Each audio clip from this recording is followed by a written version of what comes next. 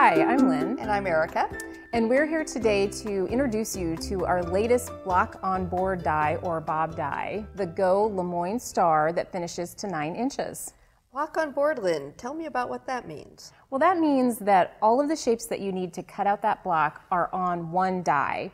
And most of the dies are designed so that you can cut the entire block in one pass. Excellent. I know, really exciting innovation. We've got a sample of it behind us. It's our LeMoyneStar Prism quilt, and we've done it in very, very bold fabrics by RJR. It's a really classic shape, a really classic block, but we've given it a real contemporary look with our fabric, so you can do a lot of things with it.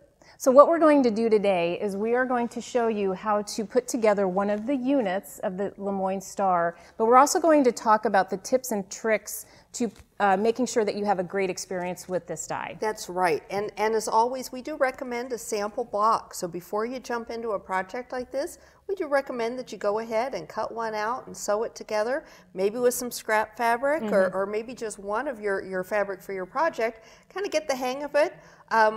I certainly practiced last night, as a matter of fact. Well, so did I. And it's really important. This block was designed for either a beginner or an advanced beginner because there are no Y seams, but there still are, you know, as I mentioned, with the dog-eared corners and things like that we're going to go through. Right. That will help you along the way. We've built in some great things to help you, and we've got some tips along the way so that you can get a great result in the end. On the packaging, we've added these illustrations with the how-to die cut information. Which are great. They make it really easy for you to follow along. Let's get started with some cutting. All right, great. So when we actually cut the fabric, we're going to use the green-white combination that we've got started here.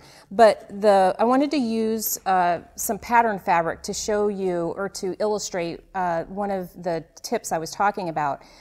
You can cut up to 4 layers, or you're going to cut 4 layers of fabric to get a two-tone LeMoyneStar block.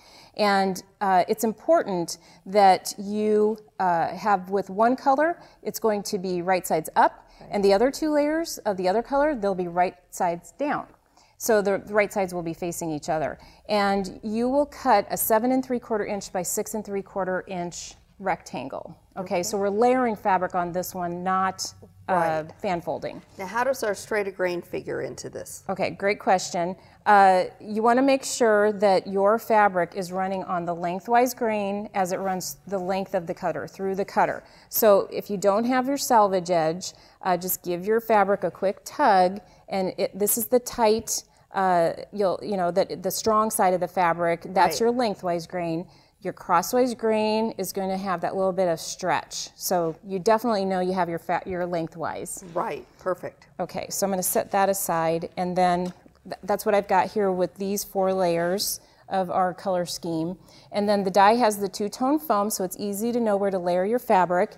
And as with all GO dies, cuts up to 90% faster. That's right. Very accurate, safe, easy to use. And this is a die that's going to work in our GO cutter. It'll work in our GO Big Electric that we're using here, but it would also work on our studio with the use of the GO die adapter for the studio. So the GO Big Electric cutter is so easy. You could cut this quilt top out in no time. In no time at all. Because while it's cutting, you could be getting your next layers ready to go. I just love it. It might even be worth getting 2 dies to really get into an assembly. Really could go quickly. Okay, so the key here, as we mentioned, that's in your instructions. Let's see, what color do I need? I need the white. See how we've got the dog ears laid out so that they're making a square there in the center. And that is going to really factor in when we go to putting this all together. And Lynn's going to get that laid out, and we're going to see how to sew half of one of the squares together and then put some together for you.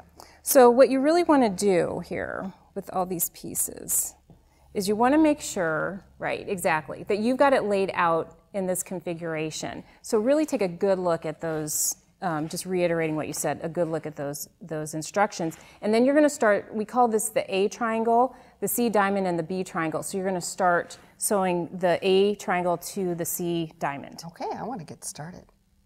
So you can see again with those dog-eared corners, it's going to tell you exactly where to lay it out, right there on the edge, so you have it perfectly. and it's going to point out your 1/4 inch seam allowance as well. Lynn, does it make a difference on this piece whether I sew from one end to the other? On this piece it doesn't. Okay, well then I'm going to go to the machine. It's just important to start with those 2 pieces. Perfect. I'm going to get this together, and then I am going to press them out. Now normally when we're pressing on a quilt, we're going to recommend that you press to one side or the other, usually to the dark side is what we recommend. But in this case, we're going to break from tradition, if you will, and we're going to press those seams open. And the reason is that by the time we get this block put together, we could have a lot of bulk by putting those points together. And this is going to cut down on that bulk and help us have a flatter block, which is what we all want. And again, it's going to help us with that final look as well.